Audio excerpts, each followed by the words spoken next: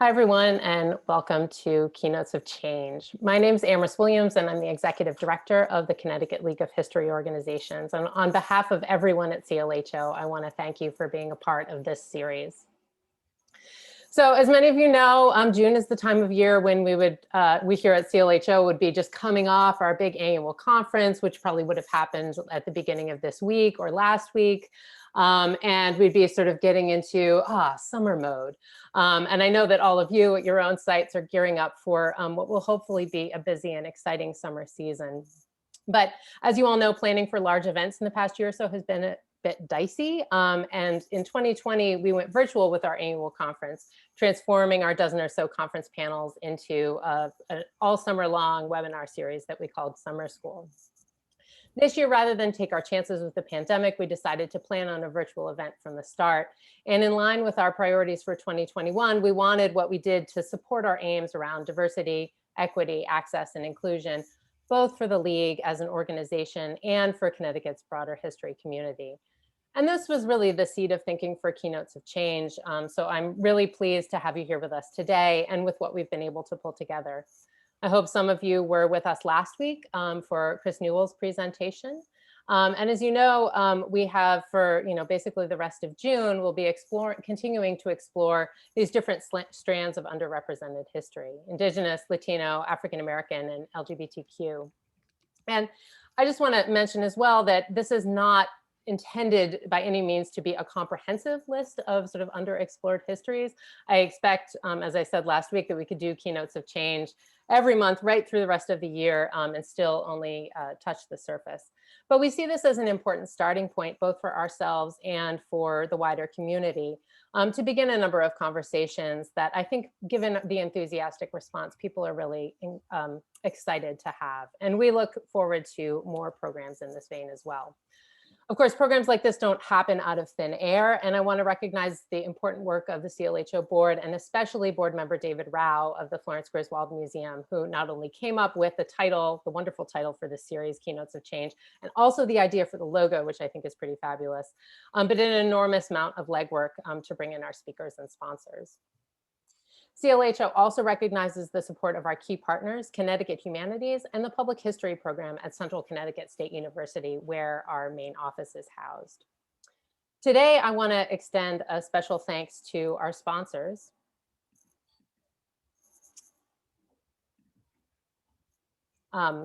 The Charter Oak sponsor for the entire Keynotes of Change series is Connecticut Explored. And I want to hand things over to a moment to Elizabeth Norman, who's going to say a few words.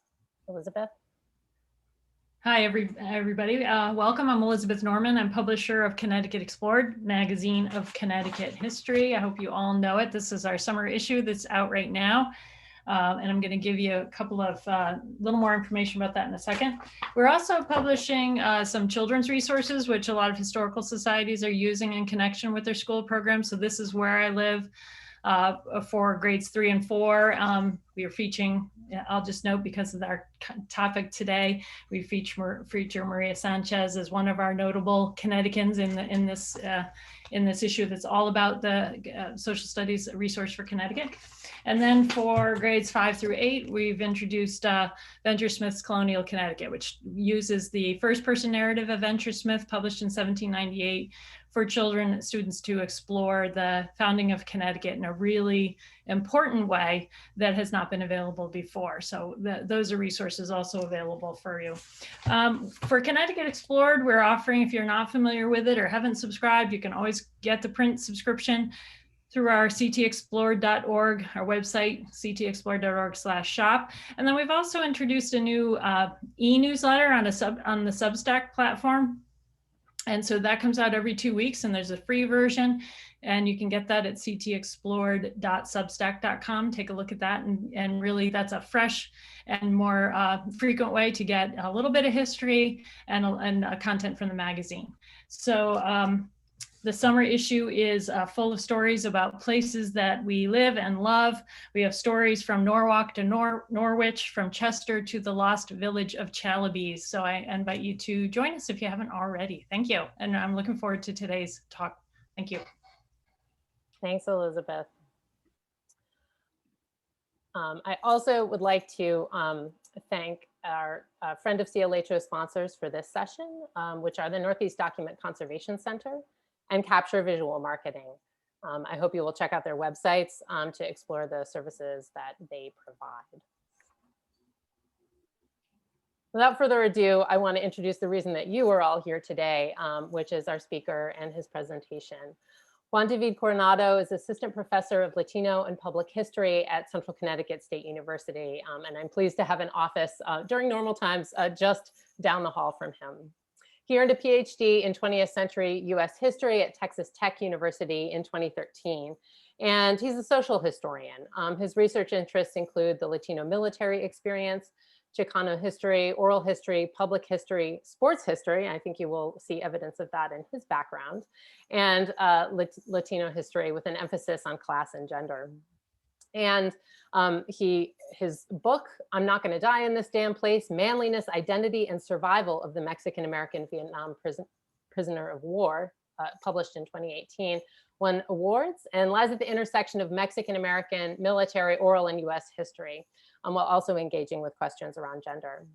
He is the past co-president of the Southwest Oral History Association and is a native of the Rio Grande Valley of South Texas. Juan and I both share an interest in oral history, and I'm hopeful he's going to insert a little bit of that into his talk today. But without further ado, I want to hand things over to Juan. Thank you so much for being here.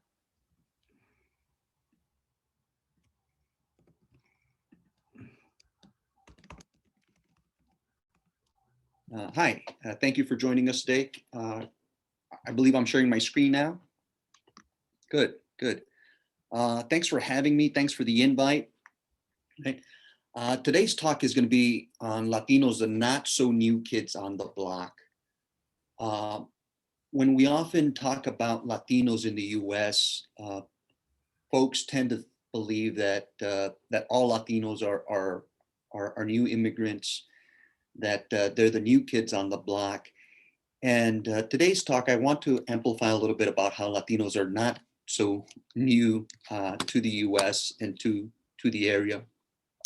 I'll leave a few minutes at the end for Q&A, but first I'm going to talk a little bit about the diversity amongst Latinas, Latinos, Latinx population, right?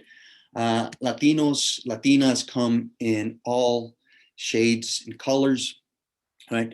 I'm going to show you a few photographs here of prominent Latinos, Latinas.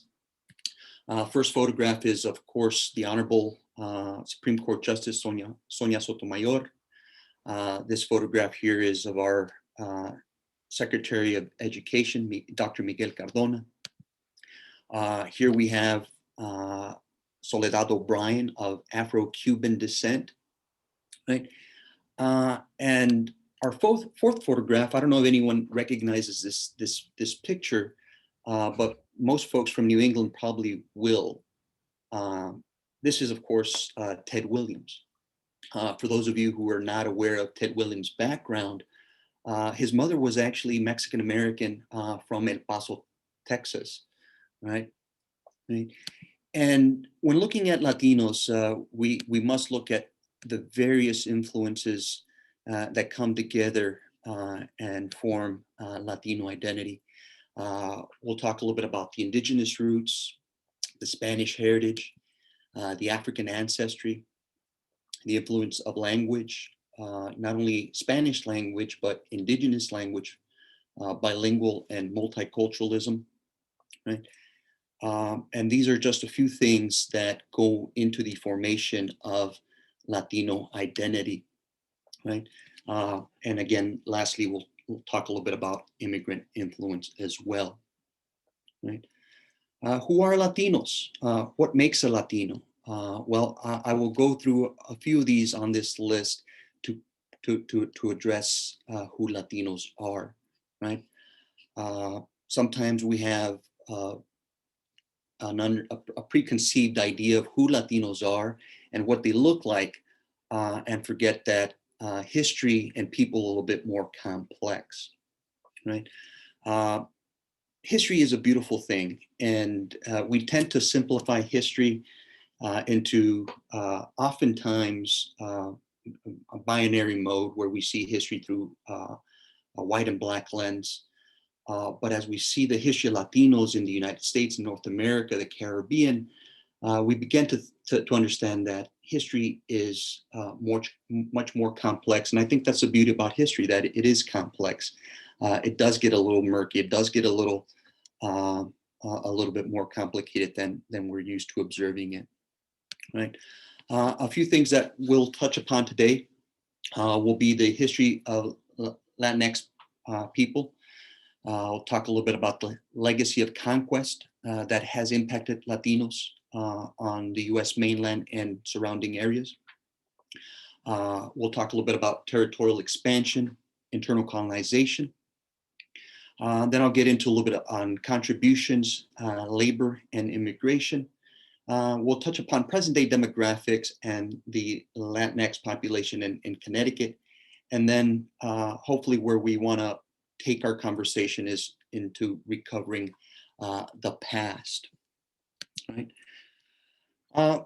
With the arrival of Europeans in the late 15th century, we have the misnomer of New World versus Old World, right? The New World, quote unquote, the Americas, is labeled as a place that Europeans have discovered. And by naming it the New World, we kind of take this Eurocentric view on how, natives in the Americas are somewhat the new kids on the block, kind of like where I want to take this, talk about Latinos today, right? And in Europeans doing this to natives in the Americas, they were pretty much negating the solid statehood that natives had throughout mainland North America, the Caribbean, Central and South America. And one thing to note that these folks definitely had well-established civilizations throughout, whether we're talking about the Caribbean, whether we're talking about Mesoamerica, as photographed in this map here, here in Mexico, and other various places in Central and South America, right? Natives had a wide range of cultures, wide range of languages that were spoken throughout the Americas. And just to mention a few of these groups, in places like Mesoamerica, you have rich cultures such as the Olmeca, the Maya, the Azteca. If you get to places like Texas, you have the Comanche, the Coahuiltecan, the Caddo, Carancawa, Tolteca. And when we talk a little bit about the Caribbean, we talk extensively about the Taíno and their influences in present day places like Puerto Rico and the Dominican Republic and so on and so forth, right?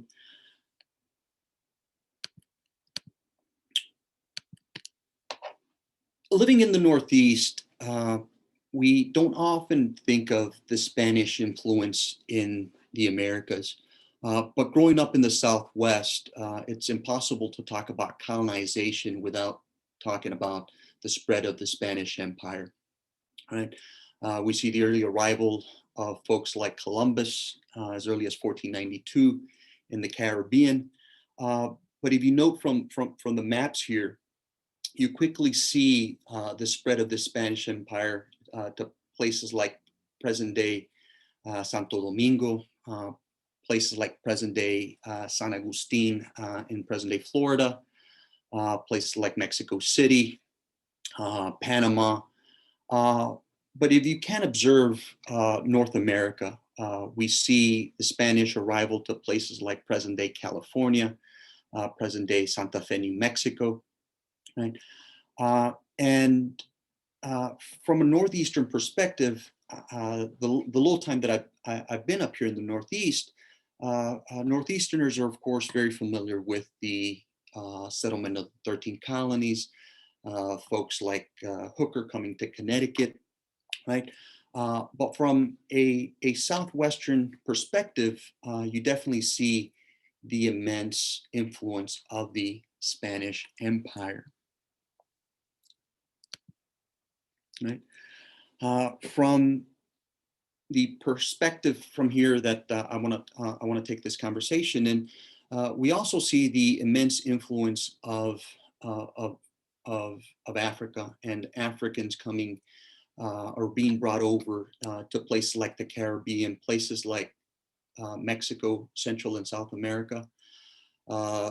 As soon as the Spanish began to colonize, they conquered and colonized the indigenous groups of North America, the Caribbean.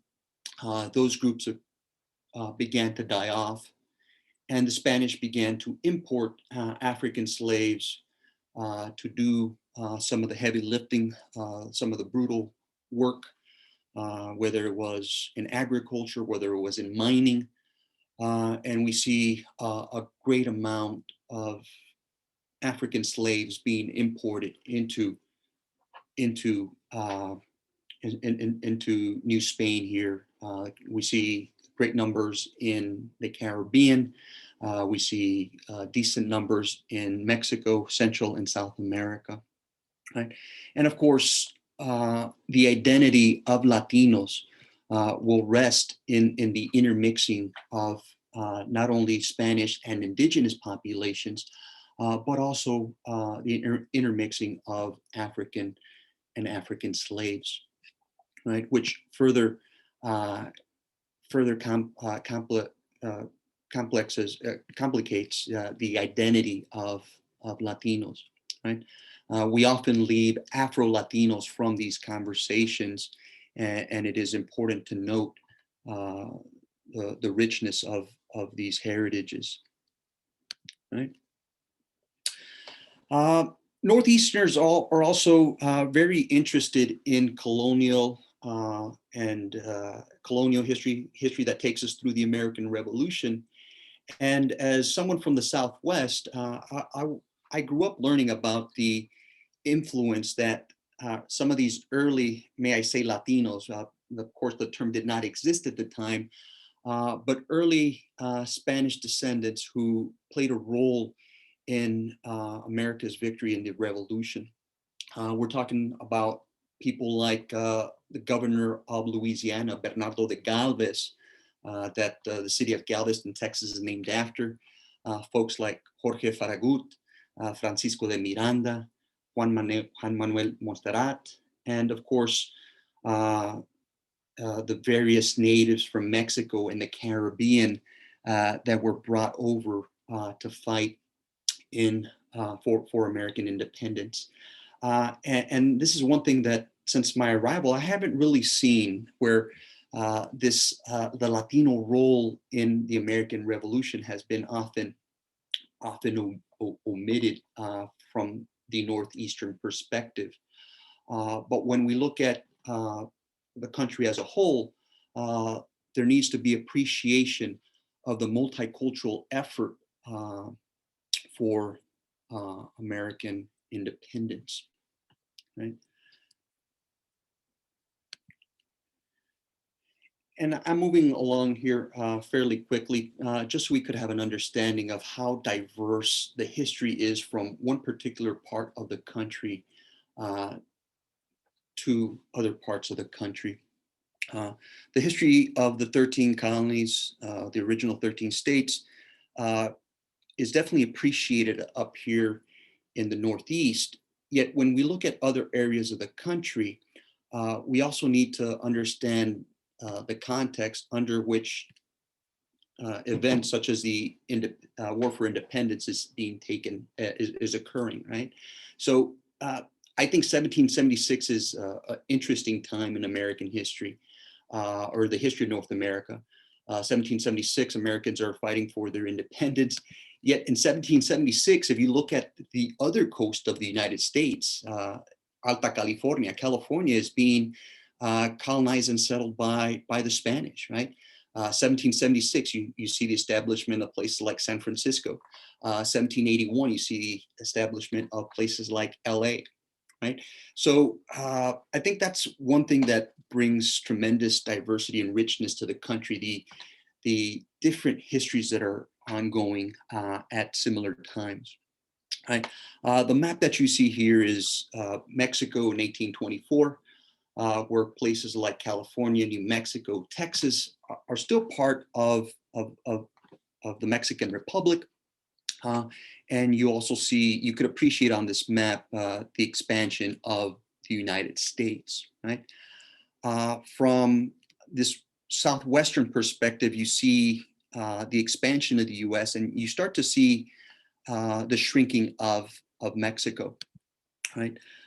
Here's a map of 1836.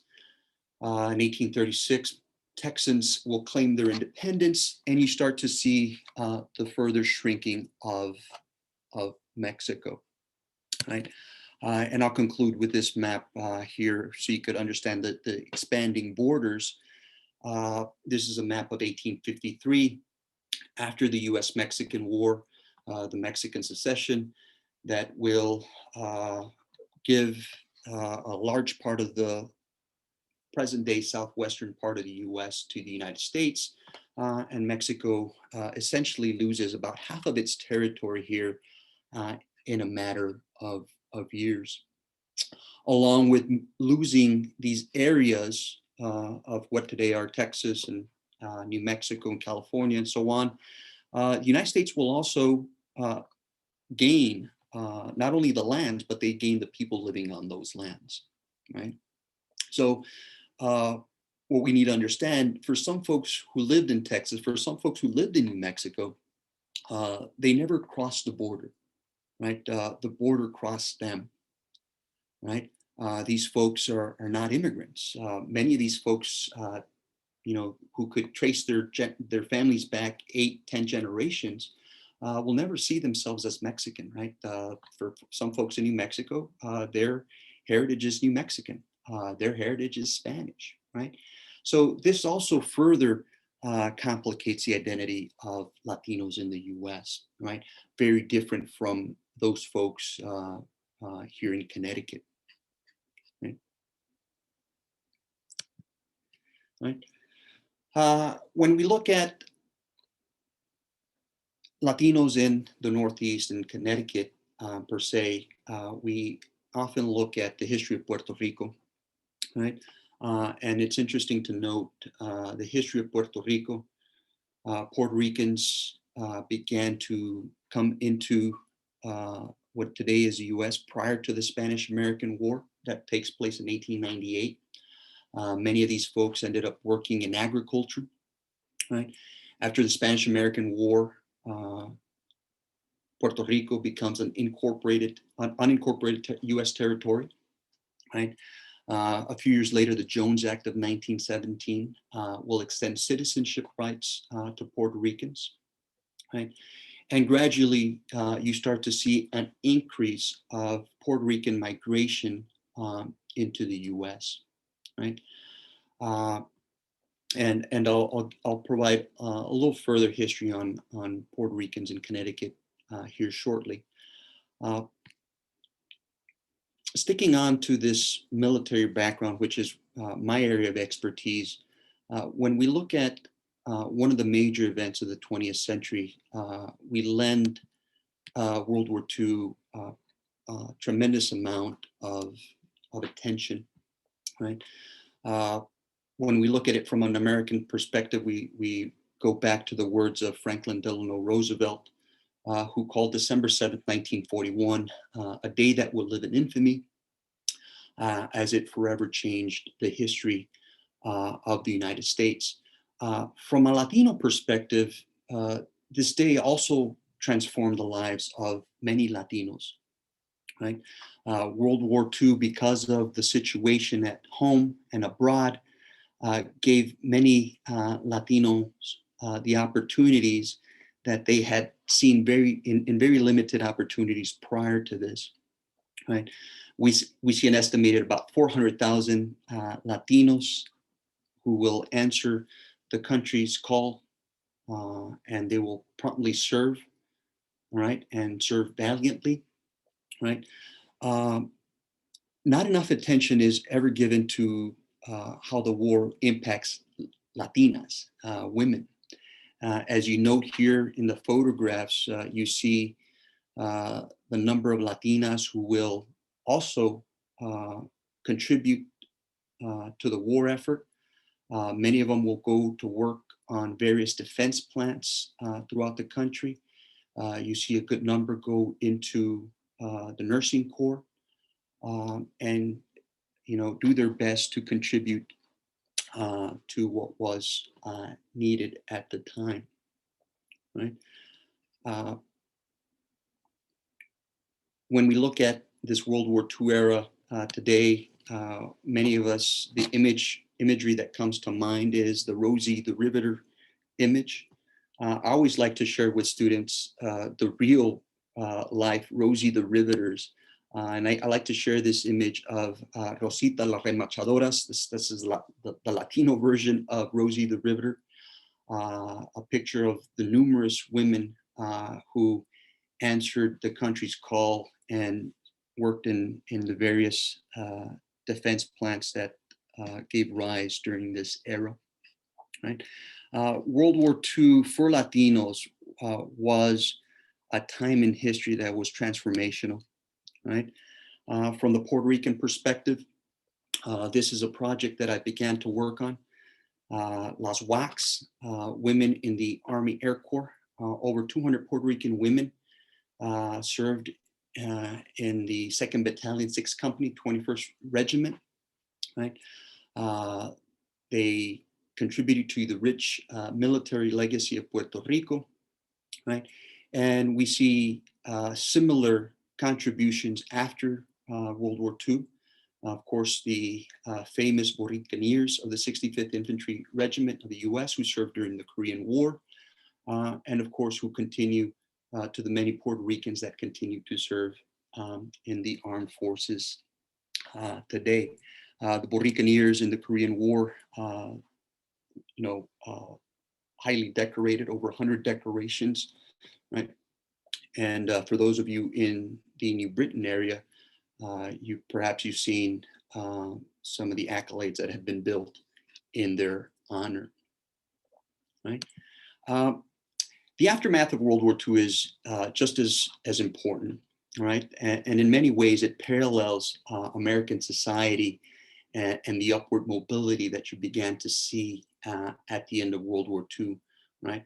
The Latino experience, very similar to the African American experience, where you see this, the double victory, right?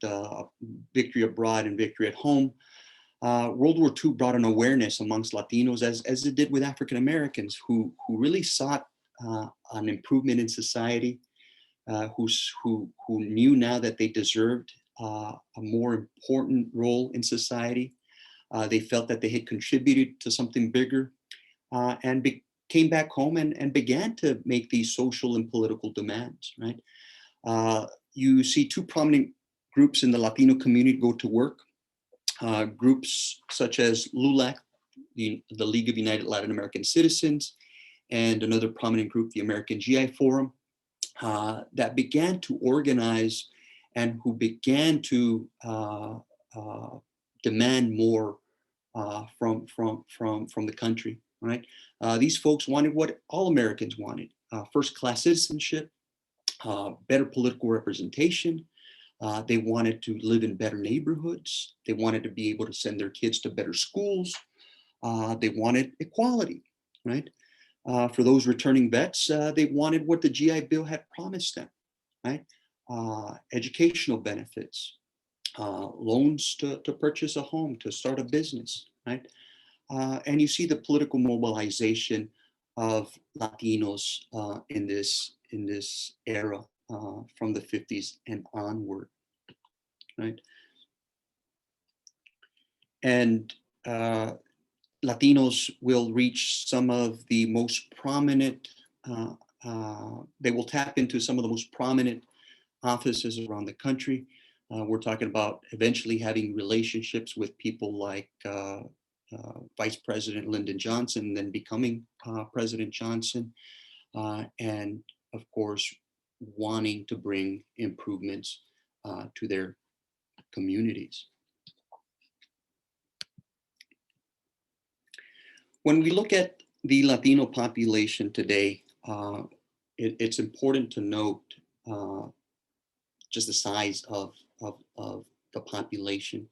Latinos as of 2020 or so form about 18.4% of the 330 million Americans. We're talking about an estimated 60 plus million population, right? From a national standpoint, 60% of Latinos are of Mexican descent. From this national standpoint, we're looking at Puerto Ricans forming close to 10%, Central Americans slightly under 10%, South Americans forming 6.4%, and Cubans just under 4%.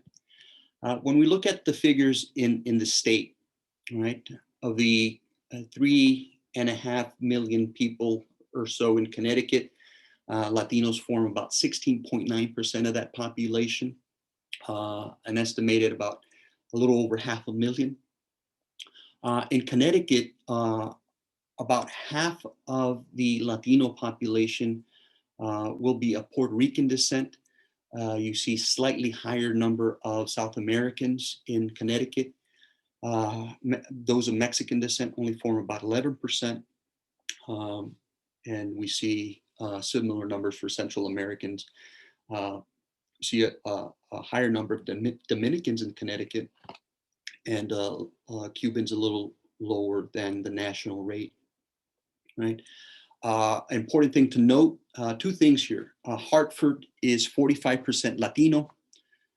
Students in New Britain schools, where I work, in the New Britain school system, majority of them are now Latino as well, right? And the other important thing to note here is that Connecticut has the highest percentage of Puerto Ricans in the country, right? Places like Florida and New York definitely have a higher number of Puerto Ricans, but when we look at percentage-wise, Connecticut leads the country. Right? So exploring the history of Puerto Ricans in Connecticut, I think this is where my research is headed and where we need to address some of these gaps that exist. We see the first Puerto Rican family come to Bridgeport, Connecticut in 1844. By 1860, we see over 10 Puerto Rican families in the New Haven area, right? Throughout the 20th century, Tobacco Valley, tobacco work attracted a great number of Puerto Ricans, right?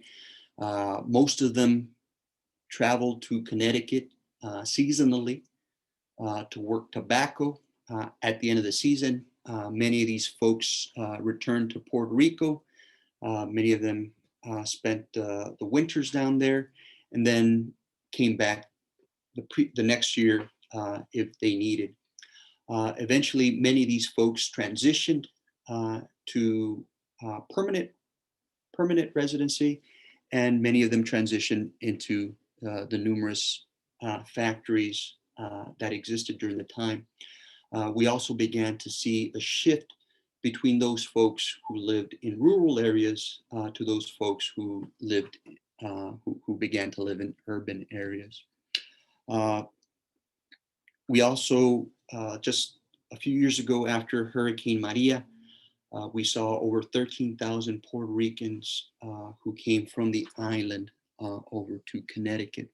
And of course, you know, it should be of an importance to begin to collect some of these stories, collect some of these narratives, and see the impact these folks have had in the community, right? I've only been in the state 2 years, and out of those 2 years, I think about 1.5 years have been through the pandemic.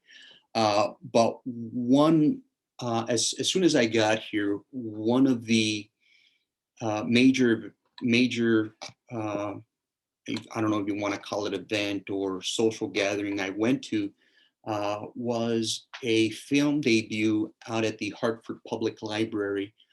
They were unveiling a documentary on the Wells Fargo bank robbery of the 1980s, entitled Filiberto. And that was my first impression with the Puerto Rican community. And one thing that caught my interest right off the bat was how interested the community was in their own history, and how interested the community was in an event that represented a part of who they were, right? And Connecticut has these pockets that definitely are requiring our attention as historians, as scholars, in really attempting to tell a story that has previously been untold, right? Working at CCSU has brought me close, working with a colleague, Dr. Leah Glazier. Dr. Glazier with the Public History program here at CCSU History Department launched the Latino History Harvest. And again, as soon as I was about to get to work here with this project, the pandemic hit, and I was not allowed to fulfill the goals of that semester. But Dr. Glazier has launched this project where the Latino community has been targeted, and they're examined, and some of these some of their community is explored. Photographed here is the Puerto Rican Society, New Britain. The picture on the bottom right is one of the major social centers for Latinos, the church here in New Britain. And Dr. Glazier has been a strong advocate in getting to know the Latino community and really explore their history, right? And I hope to partake in these efforts here in the near future, right? Also, in part of recovering the past, the Latino, Latin American, and Caribbean Center at CCSU is in the middle of furthering the building of an archive that focuses on collecting the Latino experience. Under Dr. Marianne Mahoney, the center has become more interested in building this, in adding to this archive, and I hope to partake in that as well. And my hopes as an oral historian is in the launching of the Oral History of Latinos in Connecticut project.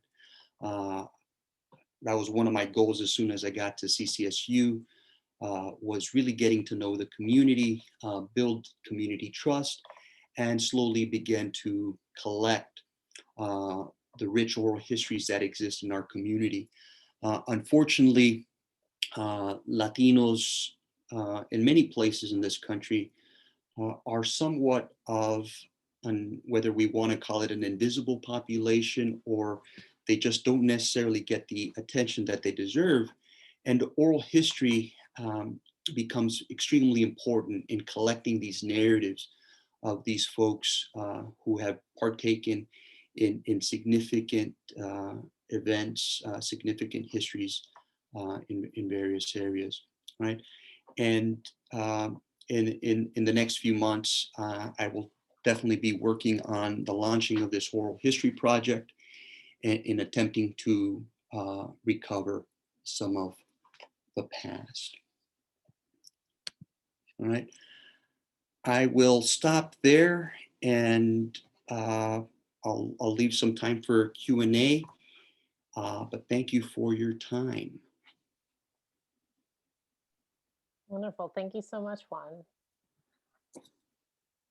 I'm gonna exit the share so we can see your face and open things up for a more general Q&A. We have one question that's come in so far over the chat, and Bruno asks, I mean, you showed that photo of the church, and his question is really about the Latinx community and religion. If knowledge serves, he writes, Latinx are also represented in all three of the Abrahamic faith communities, yes? So he's curious if you can elaborate a little bit on the role of religion in the Latino community.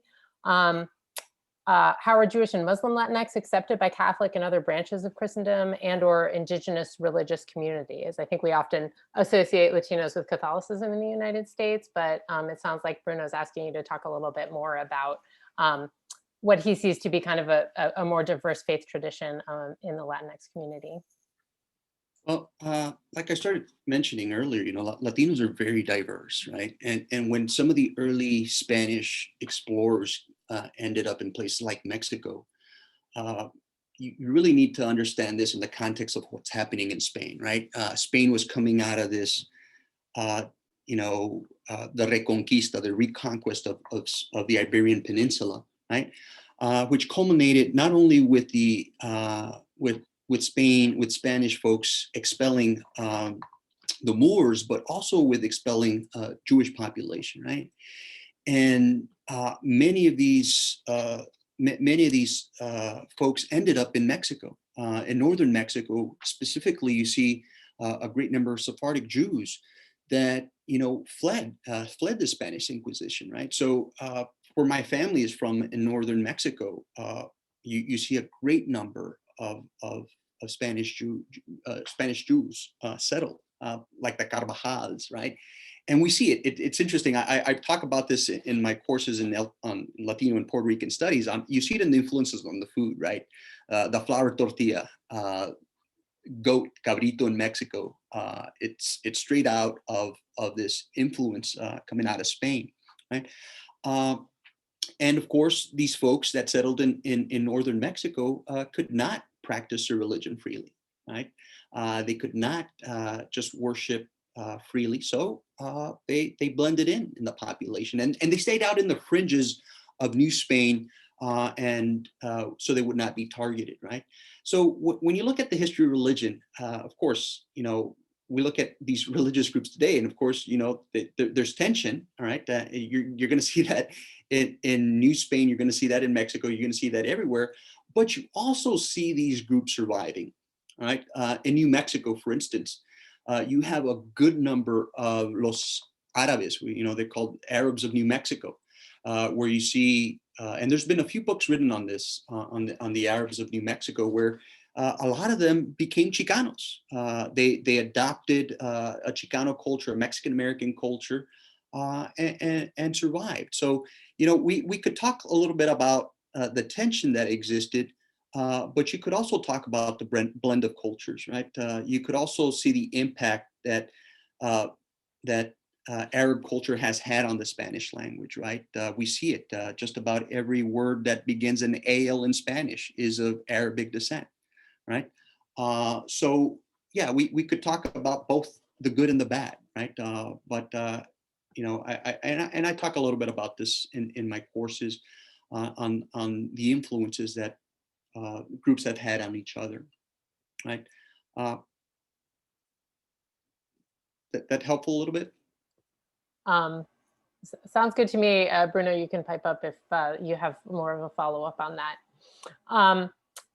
So Barbara has a question that's really about terminology and changing terminology. I think we've used the terms, Latina, Latino, Latinx.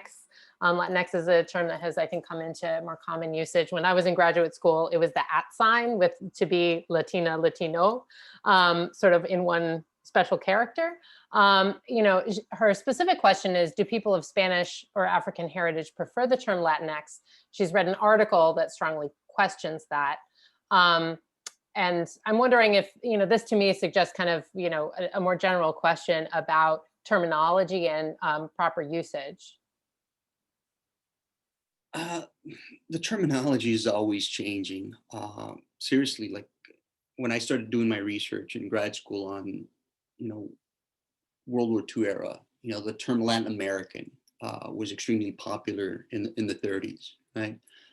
Then you see the term Mexican American come into play, right? And of course, we're looking at from a Southwestern perspective where the majority of the folks are of Mexican American descent, right?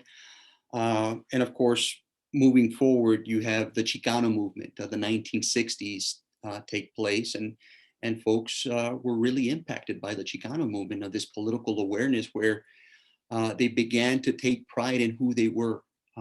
And they accused the previous generation of shying down of their Mexicanness. Moving forward, you see the creation of the term Hispanic, right? The term Hispanic was created not too long ago by a US Census Bureau who wanted to categorize all folks of Spanish-speaking descent, right? And it's one of these larger umbrella terms that folks in the community have an issue with, right? Because this totally engulfs anyone who is of Spanish-speaking descent, right? Somebody coming in from Spain would be categorized as Hispanic, as opposed to somebody who's eighth generation Texan, right? Who they may not have much in common, right? But then you leave people like Brazilians out. Brazilians are left out from a term like Hispanic because they do not come from a Spanish-speaking country. They come from Brazil, which speaks Portuguese, right? So they would be categorized as Latino, but not Hispanic, right? Or Spaniards, right? Spaniards would be categorized as Hispanic, but would not be categorized as Latino because they do not come from Latin America. They come from Europe, right? So, yeah, these terms they're slightly different from each other's, you know, and depending on the group.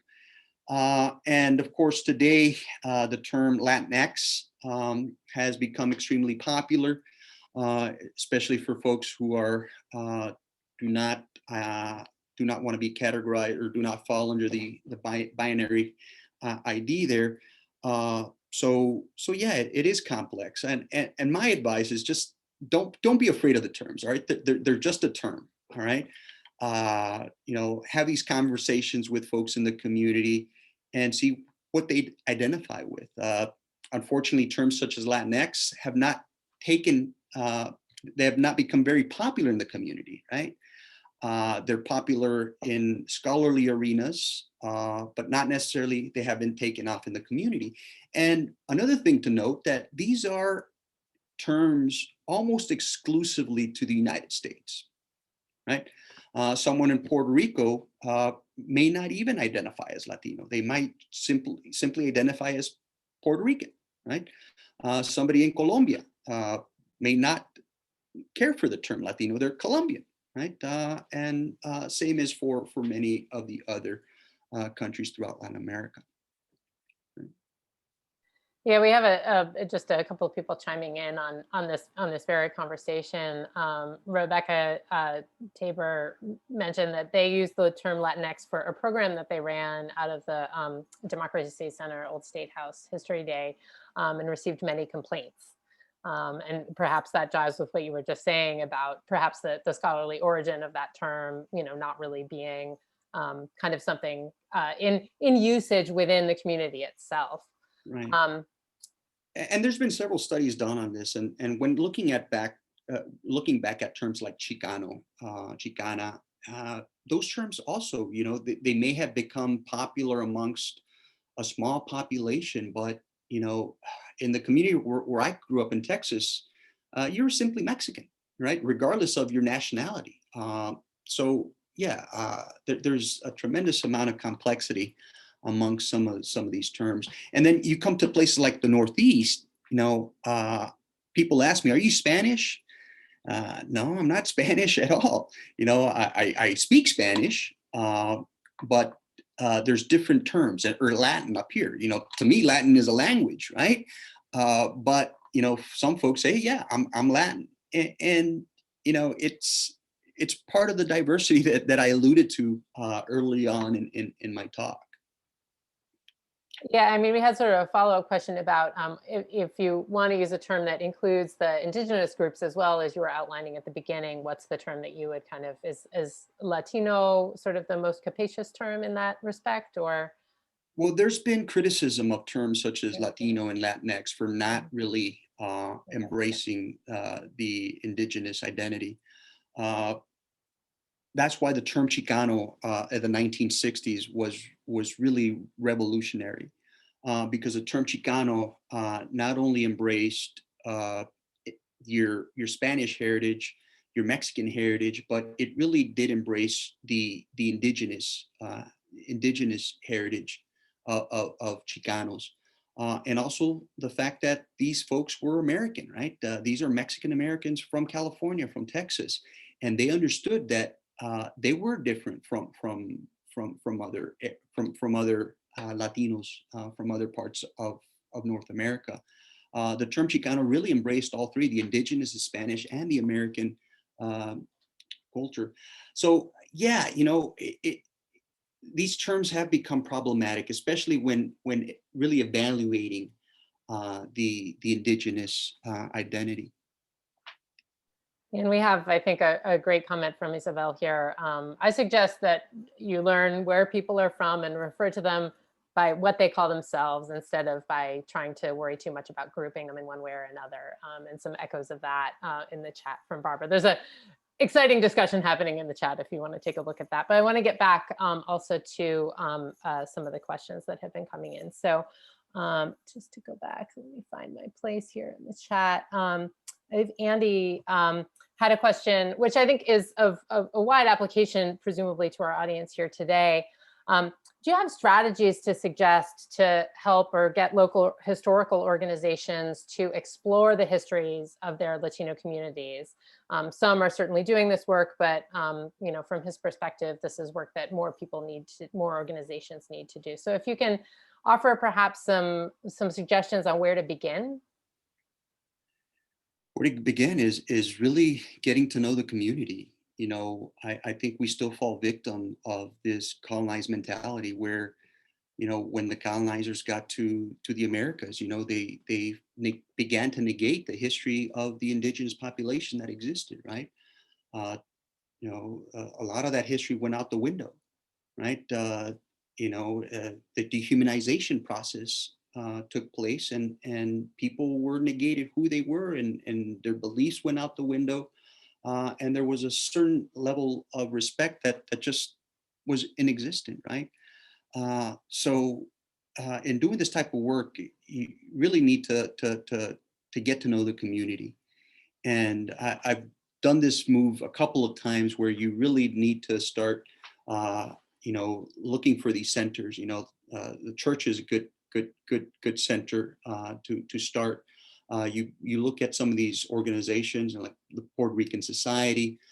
You began to make these efforts to know the community, and of course, you know, start these relationships, these friendships, whether it's with folks in the academy like myself, or other folks who are interested, because you know we often work in these independent silos, and you know we don't know, and we replicate these efforts, right? But there's folks who are already on this. You know, they're already building these relationships, and you know start off with a Google search on who's out there and what they're doing, and you know, become involved in who these folks are. You know, take an active role. And I know it's been very difficult, especially here the last year or so. But I think a lot of us need to just get out there again and just get to work with some of these groups and get to know, you know, who's doing what and what are the needs in the community, right? So I'll tell you right now, you know, there's always going to be a need in education, right? Those education gaps exist in the Latino community, and yeah, become an ally. Become an ally in some of these efforts. Yeah, I'm wondering if you can speak a little bit more around the question of perhaps engaging in the historical research. What are some good places to begin if you want to look within your own organization's collection for hints of the Latino experience, even if you're not sure that it may exist there?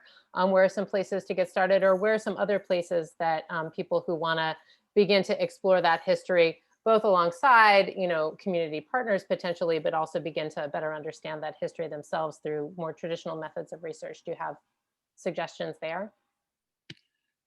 Absolutely, absolutely.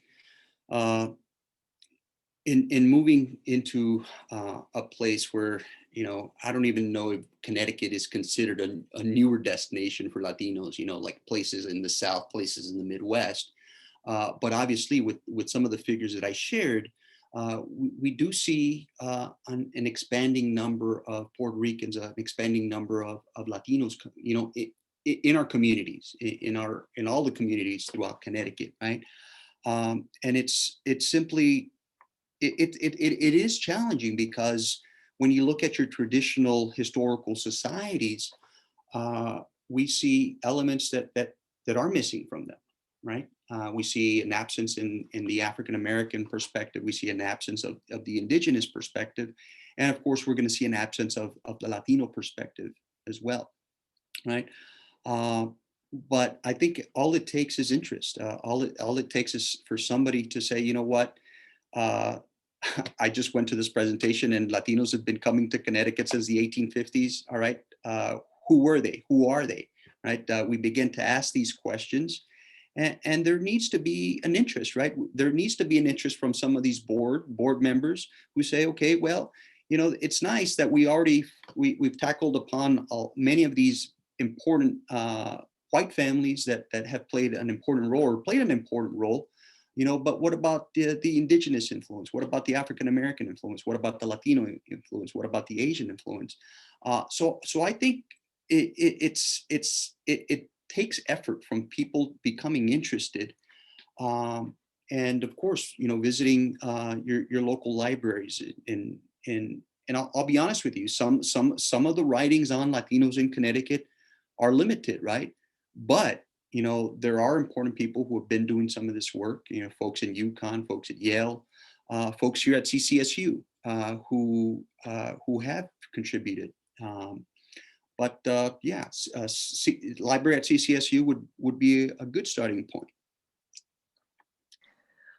David has a question about the oral history project itself. We'd just like to hear a little bit more about how you're envisioning that.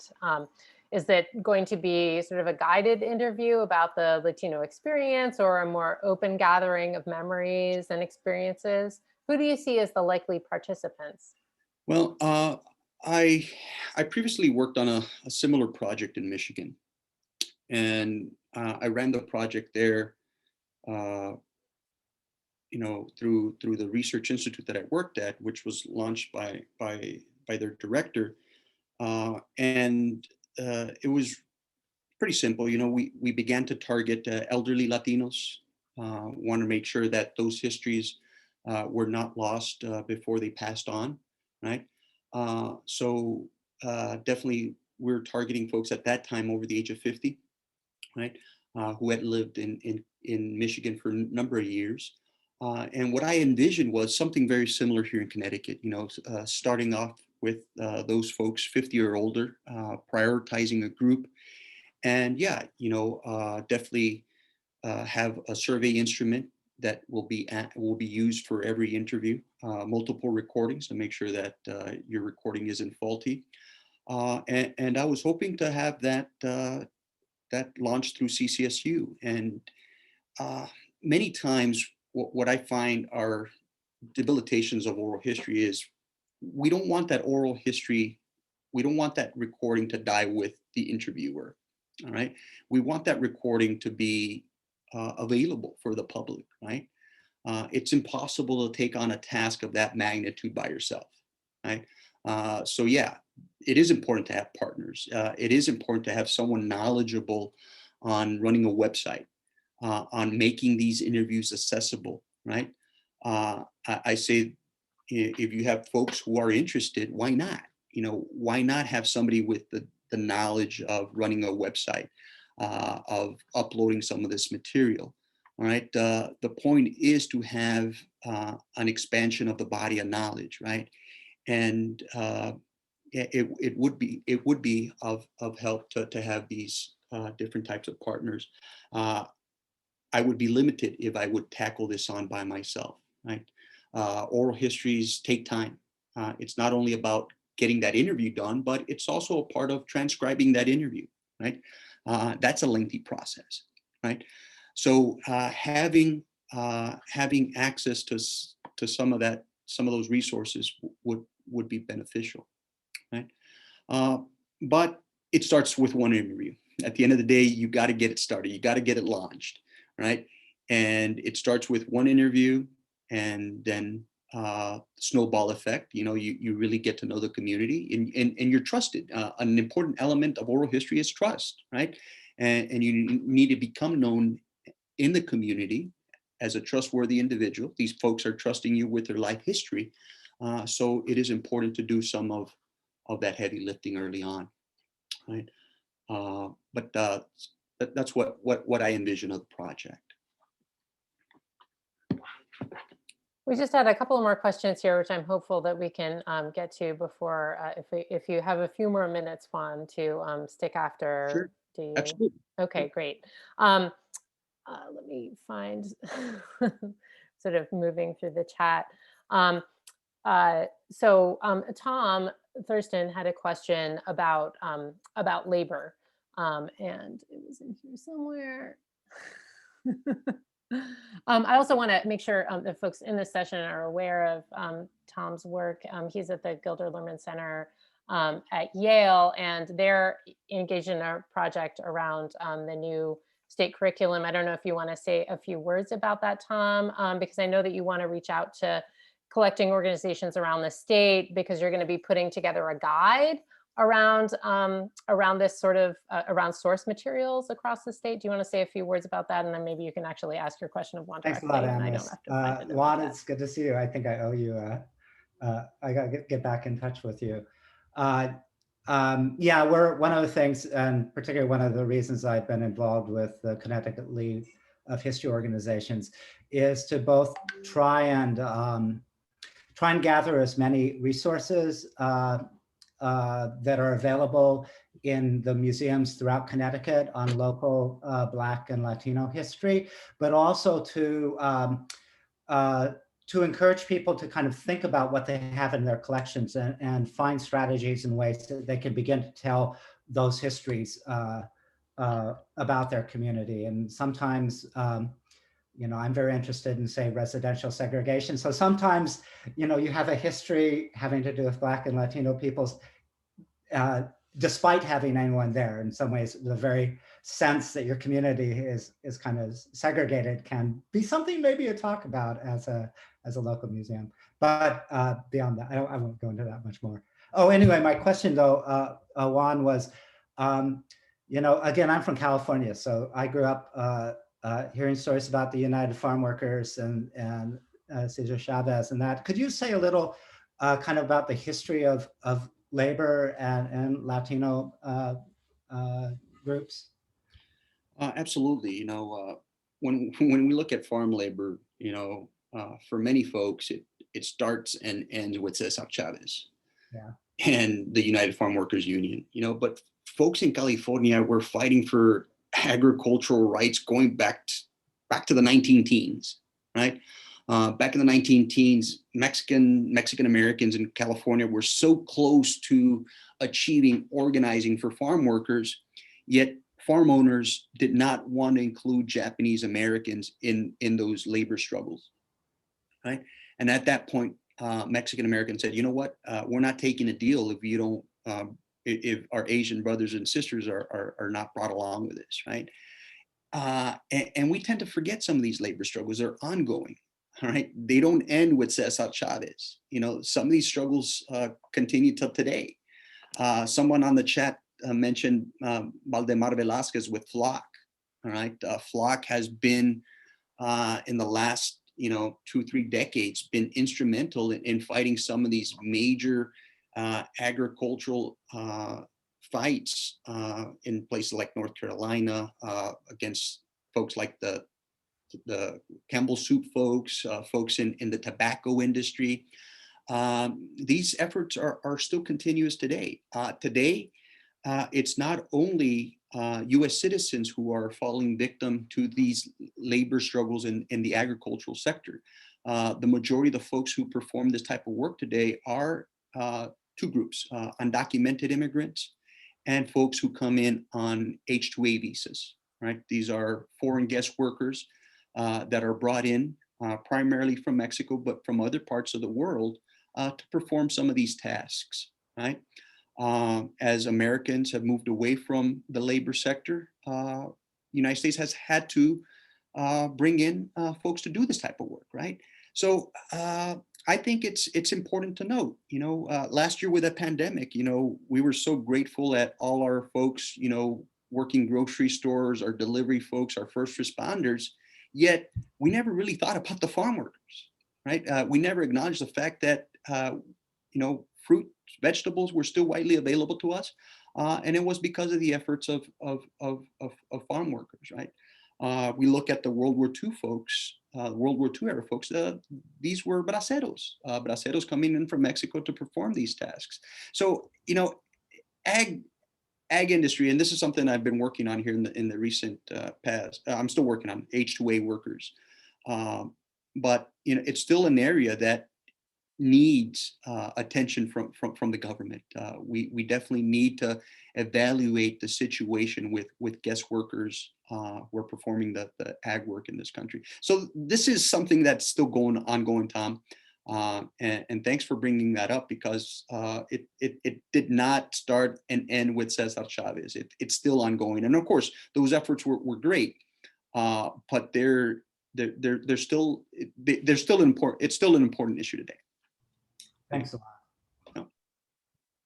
Great, and I used to teach a course on farming in America when I was teaching at Wesleyan, and I used to teach an article by a historical geographer on sort of labor in Connecticut's Tobacco Valley. So I've popped a citation in the chat for you, Tom, or if anyone else is interested. I think there's some good work actually coming out of UConn around this. There's a research group around tobacco, the sort of tobacco agriculture and labor in Connecticut. And so I think there's a lot of opportunity here for more work around that. And I'll mention one other thing, you know, just because we're not familiar with certain groups, or maybe some of these groups that we're interested they don't exist, right? What's to say that we don't build a new coalition that addresses some of these needs that are definitely needing attention, right? And it would also be beneficial to launch some of these interest groups that address some of these concerns that we don't typically see as a Connecticut concern, but we could always start building a network. Thank you. It's called the Shade Research Collective. It's out of UConn. I've popped a link in the chat to that as well. There was one more question that I know it looked like Isabel had to leave us, but she had a question about sort of the overlap of race and ethnicity here. There are so many surveys now about ethnicity and race, she wrote. Could you please elaborate about this? Hispanic, what does that mean, and how is that different from race? I think she's sort of referring to those, you know, the boxes we have to tick every time we fill out a form. So I'm wondering if you could say a little bit more about that before we end. Well, I think many of us who come from diverse backgrounds have issue with some of these boxes, right? And why these boxes exist in the first place, right? My understanding is for Latinos in the US, what got them, and of course, we talked about Afro-Latinos who are slightly different, right? But the history of Latinos in the US is really interesting. For those folks who lived in the Southwest, they had the Treaty of Guadalupe Hidalgo that protected them, right? And the Treaty of Guadalupe Hidalgo was the treaty that, you know, brought an end to the US-Mexican War, right? And the way the treaty was interpreted was that these new Americans, these new Mexican Americans, these new Americans had protection of the law through the Treaty of Guadalupe Hidalgo, right? By law, not by practice, right? So in the 1920s, when LULAC launches off, and LULAC was launched off by a ton of World War I veterans, right? They really fought for an inclusion, and they used the Treaty of Guadalupe Hidalgo to be included as white folks, right? Many of them, of course, were not being treated as white folks, right? They definitely were not given those protections, but by law they were, right? Fast forward to the Hernandez case in '54. The Hernandez versus Texas case in '54 was the first time Mexican Americans, Latinos went up to the Supreme Court. And the Supreme Court ruled that by law, Hispanics, Latinos were white, that they were white, and that even though they had been treated as a class apart, they by law they were white and that they needed to be extended these rights, right? And it is a little murky because these folks here who were contending these things going back to the 1920s, 1930s, and then in the 50s, there were elements that they feared. All right, if they lost this major Supreme Court case, what did this mean for Latinos? Did this mean that they weren't going to be extended those rights as white folks? Did this mean that they were going to the Hernandez case was decided maybe about a week or two before the Brown versus Board case, right? So as African Americans are challenging the notions of segregation in the public schools, the Supreme Court's also looking at the treatment of Tejanos, of Mexican Americans. So if Mexican Americans lost this case, what did this mean to their identity? Would this mean that they would see the same level of discrimination, of segregation as African American folks, right? So man, things got a little choppy there, right? So yeah, these boxes, white non-Hispanic, I could honestly tell you, I don't think I've never felt white, but if that box says that I'm white, should I check it off or not, right? And of course, that's an issue that a lot of us have in checking off these boxes, right? But yeah, as far as Latinos, Hispanics being categorized as white, it goes down to a treaty, right? It's influenced by the Treaty of Guadalupe Hidalgo, and you start to think about that. What really does that mean, right? And of course, many folks began to really question some of these ideas. I'm talking about 30, 40, 50 years ago, right? So yeah, I think it's much more complicated than just simply checking off a box. Yeah, I think we can all empathize with that. And I think, your points and comments really, go toward this, what a historian would observe here, which is that, none of these are fixed categories. They're always shifting in one way or another, the way these things are defined, who's included in different groupings and categorizations, that's a process that changes over time too. So I thank you for your contemplations on that. And I also want to thank you for your time. We're at 15 minutes past our sort of ending point. So thank you so much for your generosity, Juan, in sharing your experience and knowledge with us. And thank you to everyone for being here. Thanks again to our sponsors at Connecticut Explored, the Northeast Document Conservation Center, and Capture Visual Marketing, getting a lot of applause in the chat and in the Zoom screen. So thank you again, Juan, and thank you all for being here. I hope we'll see you next week for Kiara Singleton. Thank you.